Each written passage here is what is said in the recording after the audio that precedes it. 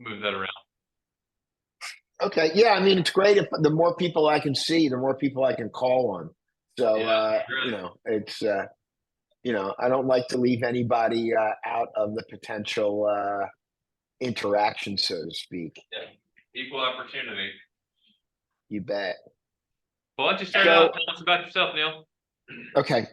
So let me tell you a little bit about me and also my company and what I do and things like that. I'm actually going to use a PowerPoint to talk a little bit about both of those things, and then going to be kind of switching back and forth a little bit to use a couple of different things. We're going to be using the SBRnet site. We're going to be using data from Excel. So hopefully somebody will be able to let me know if in fact everything is coming through okay.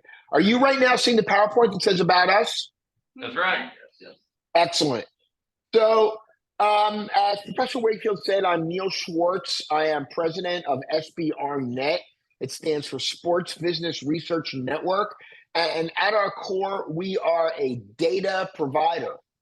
And in order for you to be able to do analytics, sports marketing, sports management, any type of analytics, data analytics, first word is data. And that's what we're all about. And one of the things that we like to talk about is helping you become more data driven in terms of the way you present, the way you look at things, and the way you're able to, in this case, I guess you're in a sport marketing and kind of a sales type of function. And I know we're going to talk a little bit about that. It's actually something I know a little bit about, or actually more than a little bit. So just so you know that I'm not somebody that got pulled in off the street. So I've actually been in consumer market research for over 30 years. And it really bothers me just to say that because that means I'm an old dude. But I love it. And I've been in the sports side of business for almost 25 years, and I've owned SBRnet for about 5 now. I love data. I love working with data. I love telling stories with data. And I also love helping students like yourselves, learn more about data and become, more proficient at using it. So this is something that, you might even say to yourself, this guy's got a lot of energy about it. He talks about it enthusiastically. It's all very real for me. And the reason why it's real is because I like to say one thing, short sentence, sports are fun. We're not talking about life and death. We're not talking about, oil and gas, which I know very popular down there in Texas, but we're talking about sports and it's fun. And frankly, I don't know. How many of you think you might want to make sports your future, your future job or your future employment? Just out of curiosity, is any of you really given it much thought yet, or anything like that? Oh yeah. I should give Good. you more background on who the group is, but all but a couple Okay. are pretty committed to that process. Well, that's really exciting to me because, again, sports are fun. And if you can't find fun in sports, I like to tell people, go find something else to do. Because frankly, every day I start working with data, and believe me, data can be a little bit dry at times. But really, what I'm going to try to do today is to make it fun and interesting, and really show you how data can help you to inspire and help you to change minds and help you to create, persuade people and really help you to gain the type of kind of foothold or even advantage that you want to do. So as I mentioned, SBRnet, we are a data provider, and we provide data across 3 separate areas. 1, product, equipment, footwear, apparel data. So any of you that have kind of entrepreneurial interests and maybe, have the next great footwear idea or the next great apparel idea, well, we have data that you can use that's going to help you with your business plan. We've also got participation data. And personally, I'm a huge lover of participation data. One of the reasons is that I used to do it, and the data that I'm going to show today, I've done that data for over 3 years, back when I worked for the Sports and Fitness Industry Association. But for those of you that have entrepreneurial interest or maybe interested in going into the brand side of things, which by the way is a wonderful place to start your sports career, I have to tell you, I have this philosophy, and that is that if people don't play, they don't need to buy. And I've sat with more brands, everybody from people like Louisville Slugger, the bat company, baseball company, to Nike, Adidas, Rawlings, Skechers, you name it, and used that opening statement about if people don't play, they don't need to buy. And again, I use that as kind of a philosophy on what I do. But the thing that SBRnet is most noted for is our sports fan data. And by the way, that's what we're going to use here today. So every year we conduct a large consumer study using an internet-based methodology. So we literally go to a large panel of Americans ages 13 years and older and ask them about their preferences, their habits, their behaviors, their favorite teams. So literally we cover 19 separate sports. And by the way, I spoke to Professor Wakefield. We're going to focus today on minor league baseball. There's actually a very interesting story going on, and I guess you worked on something with Reliant Energy. Did I get that right, Professor? Yeah, that's right. Rough Riders in Frisco is the team, and we're role playing as them pitching to Reliant Energy. Well, I'm going to give you a chance to look at some interesting data, and I'm going to call on somebody to help me with this, because one of the things that we're going to talk about today is process. I'm a big process guy. In fact, I think that if you perfect your process or your method or your recipe, you're able to use that across really any situation that you may run into. But just a reminder, we cover 19 separate sports across 65 categories of data with 6 years of historical data available to you. And the reason why historical data is so valuable is that it allows you to look at trends. And we're going to look at some trends today for minor league baseball because something interesting happened in 2020. Does everybody know what happened in 2020? Does anybody want to kind of chime in and talk about it for a minute? COVID. Bueller? Right on, the pandemic. And minor league baseball was one of those sports that was hurt particularly hard during the pandemic. But what we're going to show you today is that they have recovered particularly well. So we're going to talk a little bit about that. And I've already run a couple of charts, not too many, and we're going to talk about them a little bit. But, at the heart of this, I want you to come out of this and understand, are you data driven? Can you tell a story with insights and data? Because it brings things to life.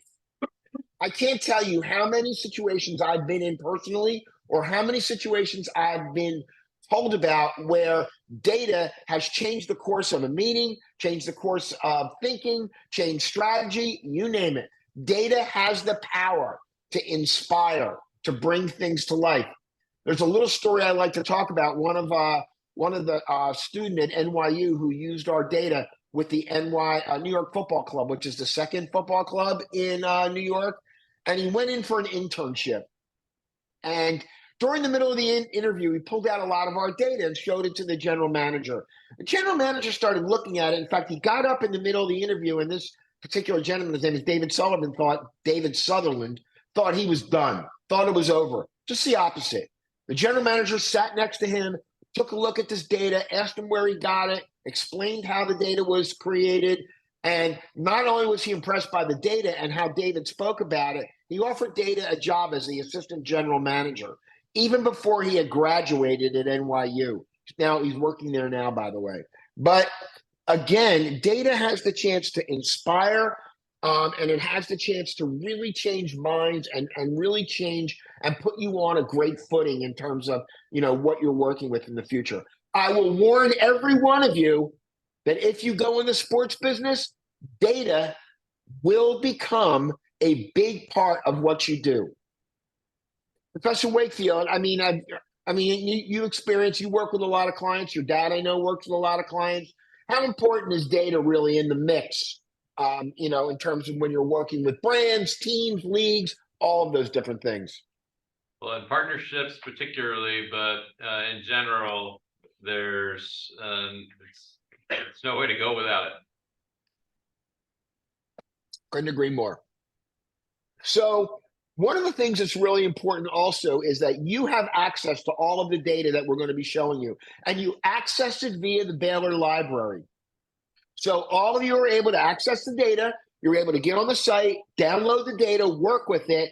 You go on the Baylor library site. I do not have the exact link, by the way, but if you go to the library site, type in sports market analytics or SBRnet, in your electronic resources area, it will come up and it will give you access. No password needed. Nothing more than you're ready to start and work. So, but as I said, a data-driven approach has the ability to inspire. It allows you to focus on what's important. It also allows you to see the bigger picture. When it comes to talking about minor league baseball in particular, the bigger picture is super important. But it also allows you to focus on changing market conditions. And the situation with COVID, there was no single event. In fact, in marketing, they call that a black swan event. Anybody know why they call it a black swan event? Just out of curiosity. Have you ever heard that expression before? A black swan event is very rare. In fact, it's almost impossible. It's a very rare thing, and the pandemic was obviously very rare. But it allows you, again, data used to focus on market conditions. By the way, the data that we're going to look at today is fresh out of the field. Our brand new data. We call it the 2024 data, but it really looks back 12 months. So we are talking about habits and behaviors in 2023. So, always to start, choose your topic. Spoke with Professor Wakefield, talked about minor league baseball, Reliant Energy. I feel like I didn't spell that right. Did I not spell it right? Oh, yeah, that works. They go through both. Got it. So we're going to talk about that. And the interesting thing is, I don't have any information on the specific team, the Rough Riders, that you were talking about. But what I have is data very specific to minor league baseball.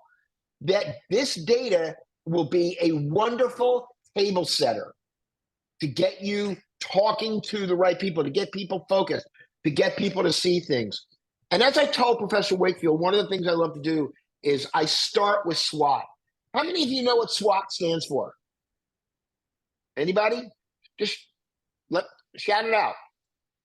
Strengths, weaknesses, opportunities, threats. You're right. You know what? When I was a junior in college, which is a lot of years ago, I went to Syracuse University, by the way, but way before they even had sports management, sports business, any of those things. I was a business marketing major as well as a communications major. I thought I wanted to get into like the broadcasting business, and I ended up getting into market research. Go figure. But I have been a big believer in the SWOT analysis. I use it literally every day. There's two things I use every day. One, algebra, and two, the SWOT analysis. When I'm working on projects with a client, when I'm working with students, I'm always thinking about the context or the focus of the SWOT analysis. And, one, I want to go in, as you see here, and I want to understand the issues, the challenges, the market.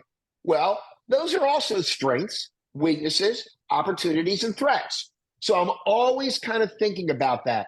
But then as I start to drill into my process, I want to choose my data. What's going to be the right data? What's good data? What's bad data? Very important to choose the right data. You want to organize it and clean it. I use Excel. But I know a lot of you are probably skilled at using things. I don't know. Does anybody here use RStudio or Tableau? Anybody learn or do any programming in Python? See the gentleman over there with the white. Is that a gentleman or a woman? Young lady with the white sweatshirt on. Girl. Got it. Sorry about that. So which one do you like to use? Do you use Tableau? Do you use RStudio? Or are you a Python writer or Python coder? I use Tableau. I do too. I have to admit, I do use Excel more than anything, but Tableau is a wonderful tool to be able to get data organized and also then create visualizations. But again, I use Excel. We're going to talk about creating visualizations, charts and graphs, because that's really where the process kind of really starts to heat up. We're going to talk about generating insights, and one of you is going to generate some insights from one of the graphs and charts that I created. And then hopefully somebody's going to tell me a story about minor league baseball based on what we've learned here today. So it's kind of a multi-step process. And of course, I want you all to follow me on social media, but we'll get back to that in a minute. So what I'm going to do is I'm going to stop the share and change it.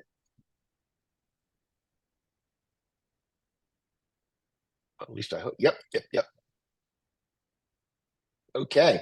Are you guys all? Oh yeah. Okay. I can monitor the share too. So right now you're looking at the homepage for SBRnet. Again, it stands for Sports Business Research Network. You access it via your library. As I mentioned, we have an awful lot of things, both data-wise, but also content-wise. I'm going to talk a little bit about both today. I'm going to use the data last, just because I'm going to talk about it the longest. Professor Wakefield, what's my cut time on today, by the way?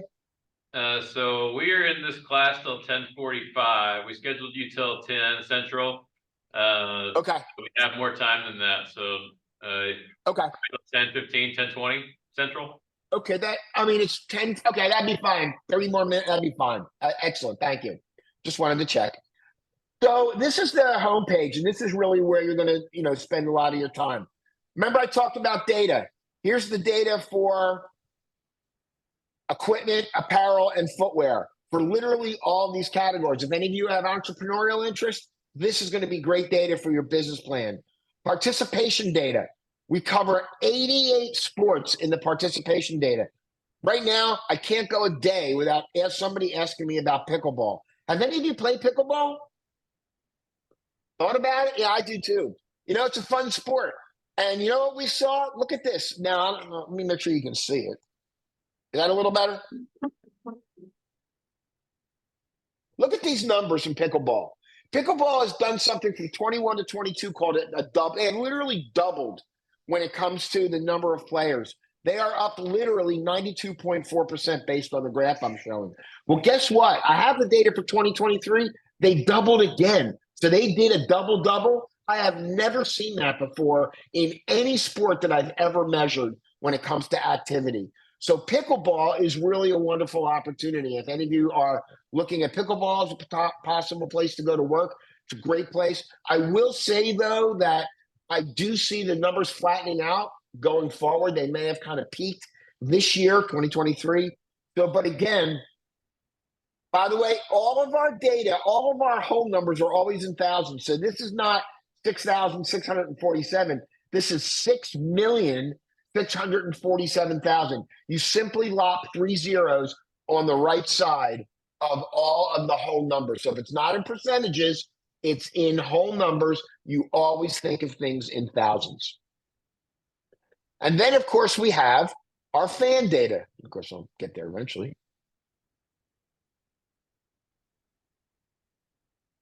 Oh, what happened here? Hold on. Make this smaller, make this bigger. There we go. Our fan data. You know what happened? I think I made it a little too big. Can you guys, oops.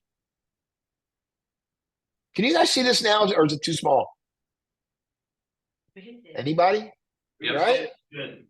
All right. Just, once in a while, just tell me, it's too small or too big. It's okay. I'll holler at you if you have trouble.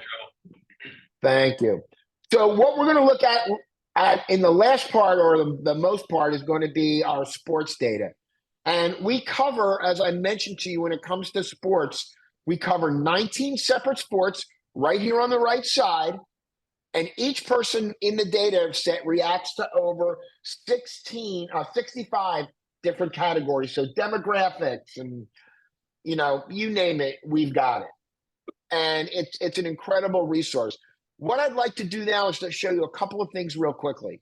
Number one, we have something called our Sports Business Resource Center. And in here are some great resources for you. My first one is called My First Job in Sports. By the way, this is my podcast. We do it as both a webcast and a podcast. I can tell you, if you're really interested in getting a job in sports, this is worth a watch or worth a listen. You can either listen to audio on Apple, Spotify, or whatever you like to listen to podcasts, or you can watch it. It is done in video. This particular show featured Caitlin Cummings. She is the Assistant Director of Compliance for Syracuse Athletics. There's a lot to talk about when it comes to compliance. But for instance, we also have a list of podcasts. This list, by the way, is currently being audited by one of my interns. And what it is it provides you a complete list of podcasts.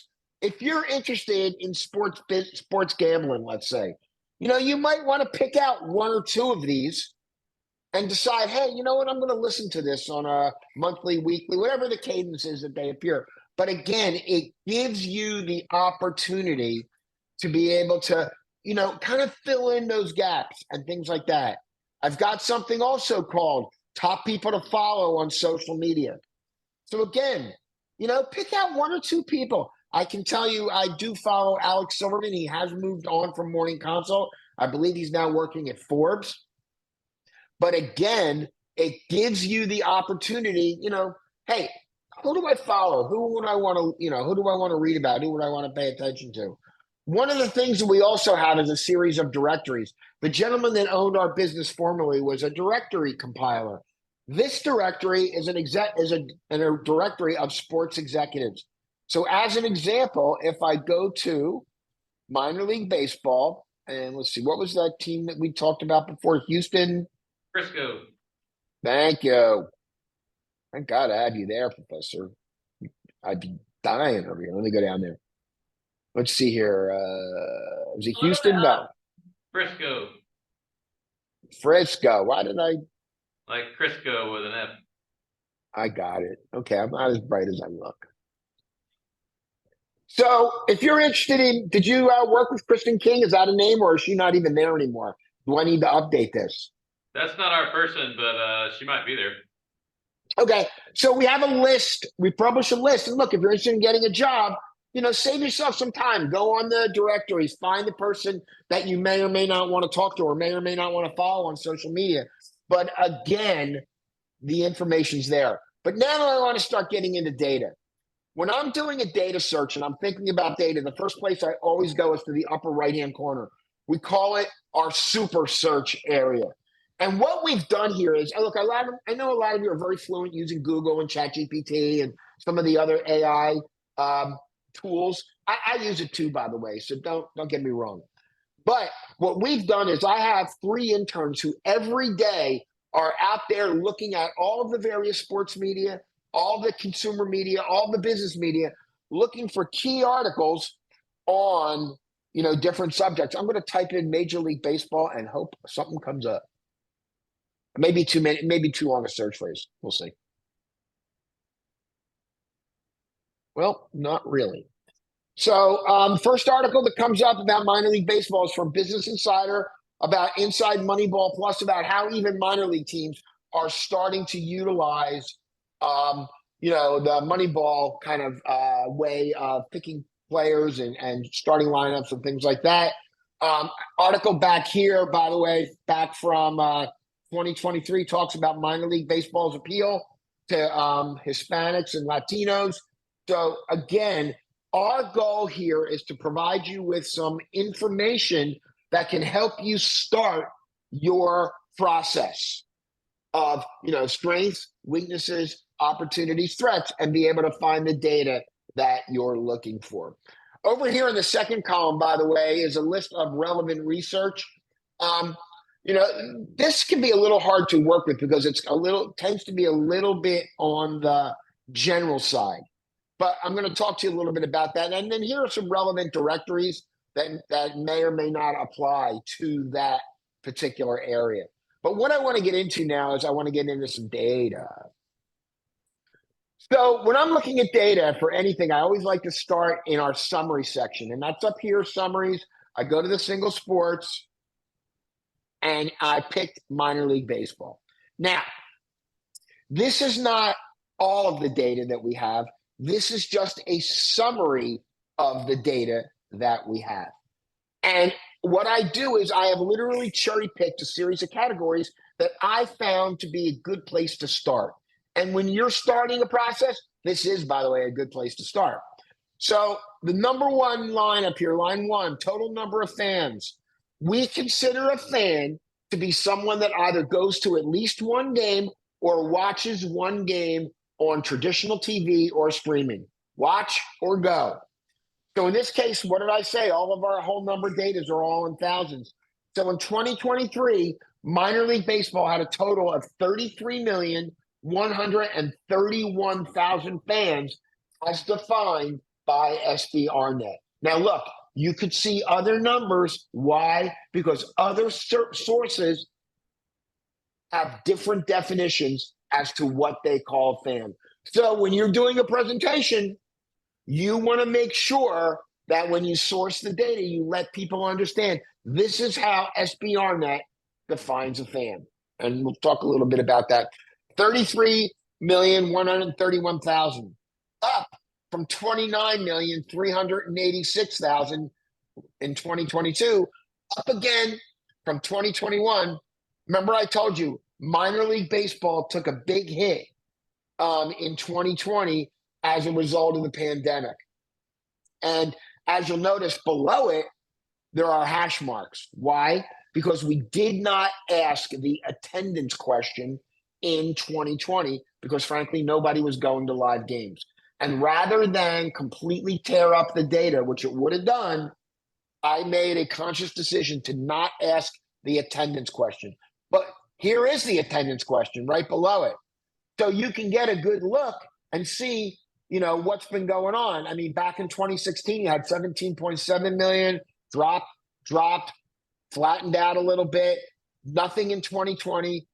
And it took minor league baseball, it has taken them really 3 years to recover, still not back to where they were in 2016. It's both a good news and bad news thing, because what's interesting is that we see that 42.5% of people that go will go to at least one game. If we look at the numbers for people that go to at least 4 games, we can see that has kind of, hovered in the high teens here, jumped up in 2021, and then kind of, took a head back again. So again, these numbers allow you to be able to understand what's going on. And I'm going to show you real quickly what's going on. In minor league baseball, if you look at viewing habits, right now, you're looking at pretty flat numbers. Number of TV viewers viewed at least one game on traditional TV, satellite, cable, antenna, like old people, like in the olden days. As you can see, those numbers have gained from 2021, but flat year over year. By the way, 15,100,000 to 15,000,007 is basically flat, given our margin of error. But this is not flat. Check out the streaming numbers. Now, minor league baseball went from 3.2 million people who watch via streaming up to an incredible 10.5 million of people who stream. That's an opportunity. That's something you want to put in the strengths column. You may want to put the attendance in the weakness column right now, but you want to put the streaming in the plus column or in the strength column. You might want to also put total fandom in the plus column or in the strength column. But you always want to look at the data to allow you to think about what's the strengths, what's the weaknesses, what are the opportunities, what are the threats. I'm going to talk about this in a minute. One of the things we talk about opportunities. Look at baseball, minor league baseball. Traditionally, it's a male-dominated type of sport, especially in the minor leagues. But as you can see, over the last couple of years, it's been a slow kind of uptick for women.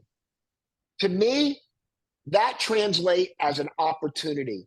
If they're able to gain some women and continue to gain more women, what could that mean for somebody who's using minor league baseball to advertise with? Younger generations, this is something that I also love talking about. I love looking at data. Do I have a generational here? I thought I did. I guess I don't. So again, breaks by region. I actually have it more granular in the actual data itself. But again, we give you the opportunity to look at a series of categories that I have essentially cherry-picked out of the data. But I use this as a way to kind of focus my strengths, my weaknesses, my opportunities, and threats. Again, I use the SWOT analysis. Now, I want to go dig a little deeper. So we provide data at 3 levels. Number one, fan data at the league level. Remember I said 19 separate leagues. Here they are. The data is already pre-formatted in Excel. We're going to look at that in a minute. I go over here to the premium section again. I go down one more checkerboard or panel, and we've got data already sorted by team. Now, I can tell you we do not do minor league baseball by team. We do all major league sports, as well as college football and college basketball. And the reason why we don't do minor league baseball or minor league hockey is that the data becomes too granular or too small of a sample, and I can't use it. Once the data drops below a certain number of respondents, it's just not usable. And you don't want to get caught in a situation where somebody says, you know, hey, how many respondents is that? And the data is just unusable. We also provide the data, what we call fans and brands.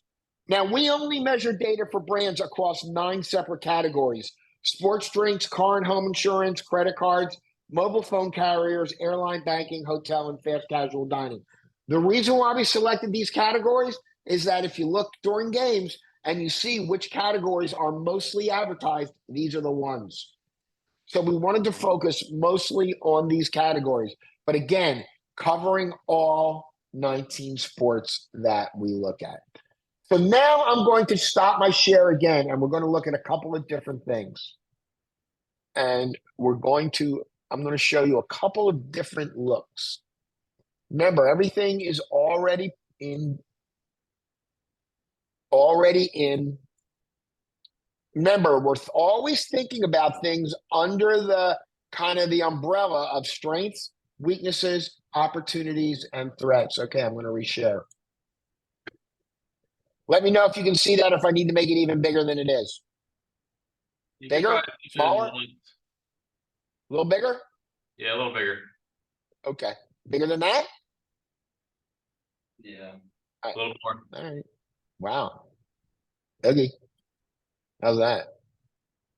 Let me see if I A little more. bigger still. Wow. Looks huge on my screen, but then again, I have a 42-inch curved monitor. Yeah. How's that? 300. That better? Good. Okay. Okay, good. So let me do this. First of all, when you're using data, it's incumbent upon you to become familiar with the methodology.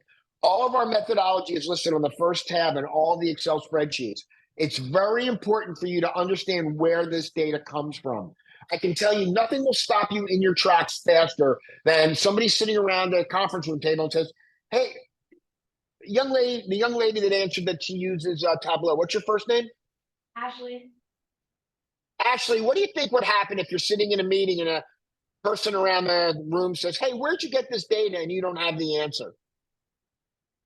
Something not good. Yes, you're right. Something not good. Nothing puts a halt to a good presentation faster than not being able to answer where the data comes from. So I highly recommend that you understand where this data comes from. Basically comes from an annual study of sports fans conducted by SBRnet based on a nationally representative panel based on geographic region, income, household size, age, gender, race, and ethnicity. The data is then projected up to equal 282 million persons 13 years and older.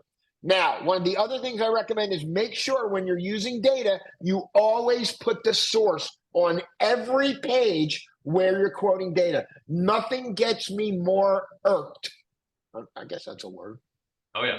than when somebody quotes data with no source. I'm working on a project for a client, and he showed me the deck that he's using to help him gain a streaming deal. No data is sourced. I'm like, dude, you got to source. You got to tell me where this data is coming from. As I mentioned, we cover 65 separate categories of data. Well, on the second tab of every Excel sheet, all these categories are listed. And you can literally go right to them. But in this case, I thought what we would do is focus on 2 things. We would focus on attended and watched, and then plan to attend. So I'm going to make this even bigger. So what do we know? Can you see that okay? Or do I need to make it even bigger? A little bigger. How's that? It's good. Okay, good. So we know that based on what we looked at before, that there are 33,131,000 fans of minor league baseball. And we know that 14,555,000 are going to attend. And that's approximately 43.9% of all fans will attend at least one game. And then we can break it down. But I wanted you to kind of keep these two numbers in mind here for a minute. But we want to look at, really we want to focus today on attendance and watch, because if you're a sponsor, really, the message effectiveness, message, viewership and all that is really what's important. But another number that's interesting is that here's a number of people who plan to attend. Can you all see this one? I'm going to actually highlight it. So we see that 15.2 million say they're planning to attend versus last year, 14.5 million said they did attend. What story does that tell you? Does anybody want to take a shot real quickly at that?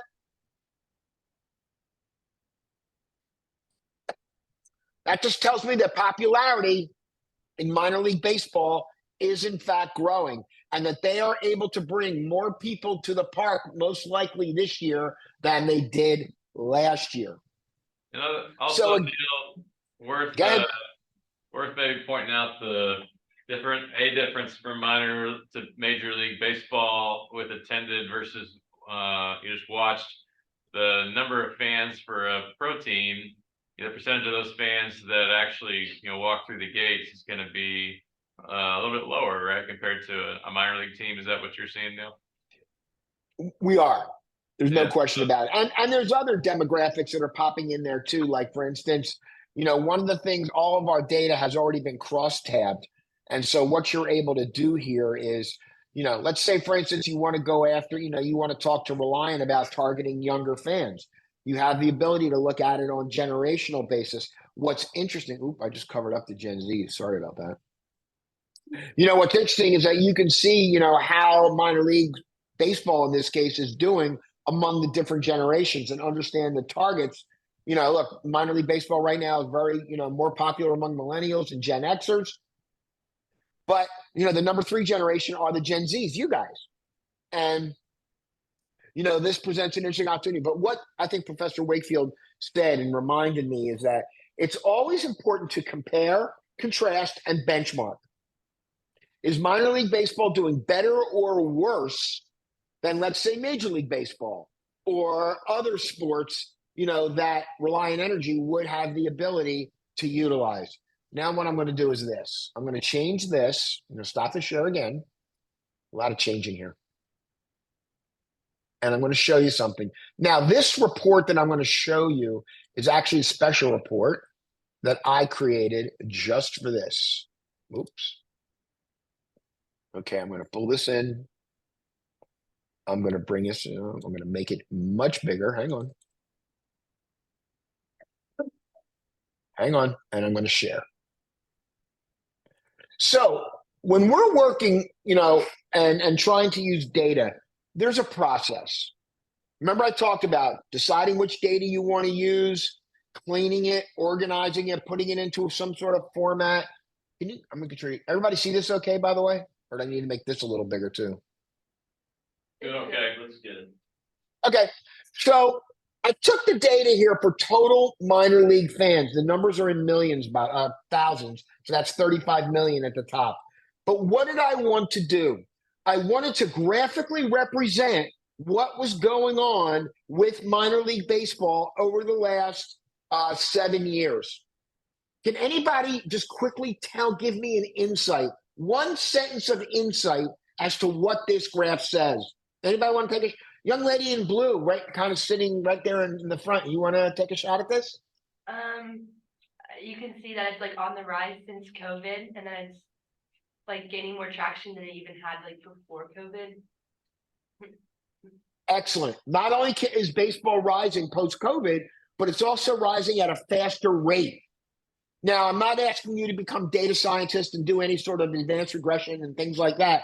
But yes, while most sports have recovered considerably, minor league baseball has done a good job of recovering since COVID. But again, what's your first name? I'm Carly. Carly, what you just did though is so important because you took a visualization and you created insight from that visualization. That's what employers are going to be looking for. That's what Reliant Energy is going to be looking for when you're standing in front of them talking about why they should use minor league baseball when it comes to advertising. Now, let me make sure I don't remember what I did on. Let me see here what I did on the set. Here's my next look. Making sure I'm going to make this a lot bigger. Hold on.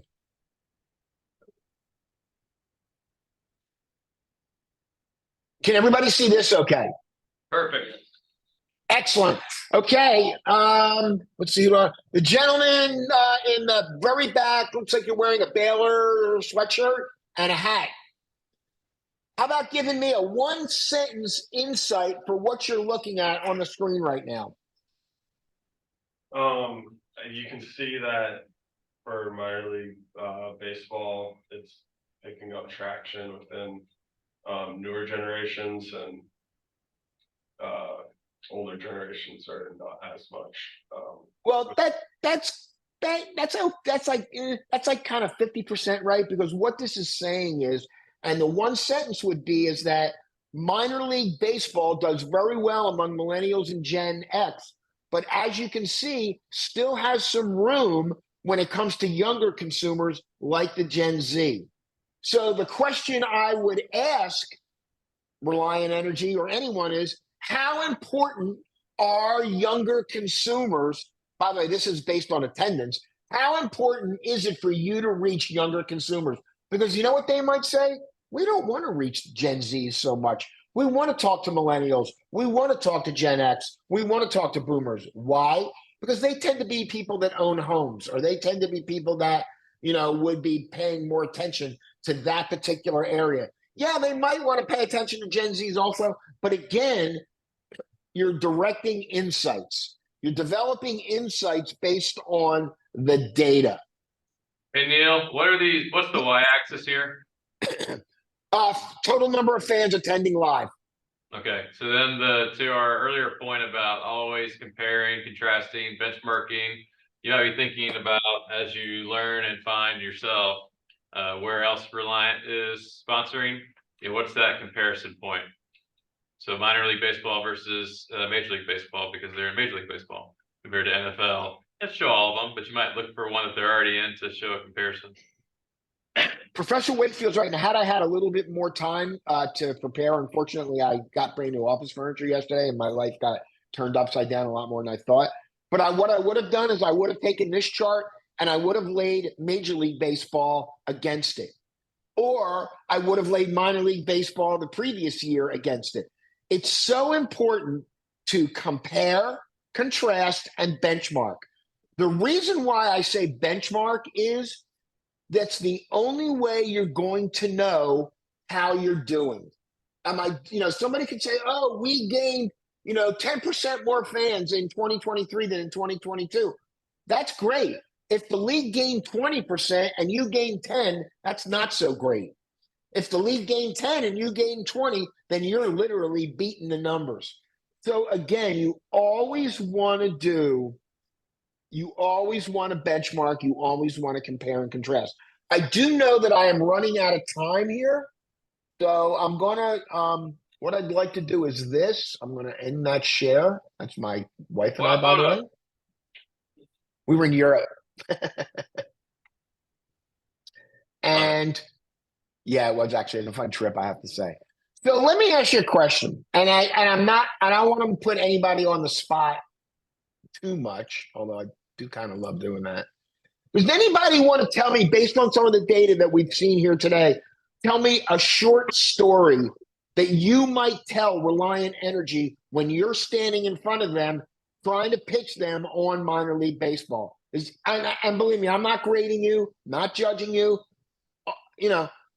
I'd love to hear it. Does anybody want to take a shot at this? Carly. I love that. By the way, I love that you raised your hand like that. Great. Yeah, sorry, this is back of mine.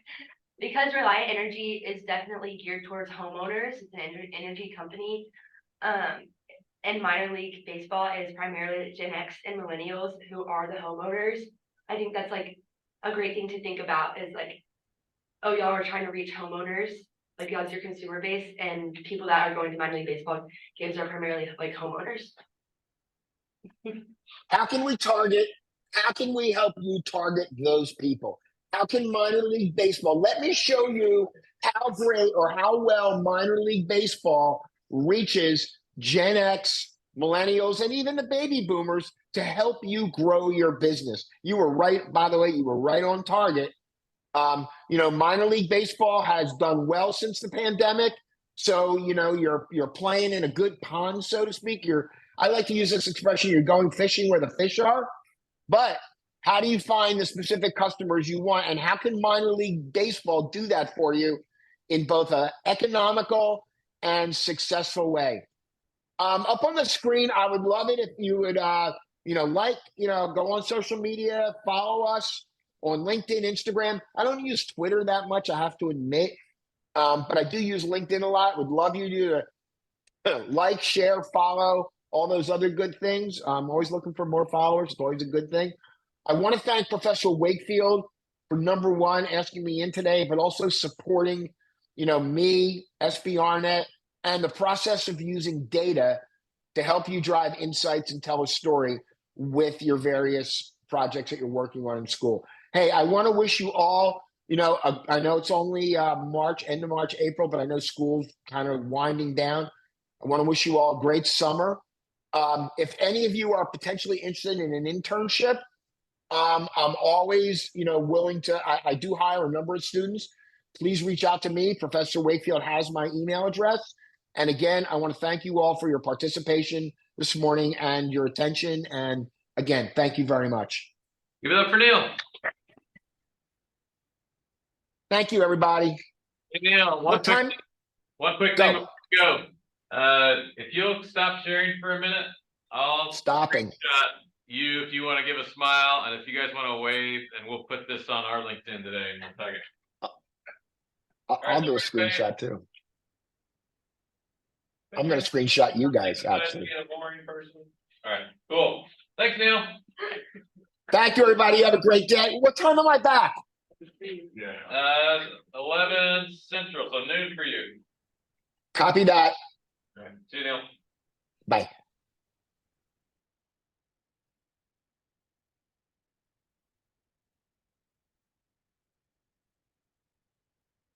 Ugh, I got it wrong. Okay.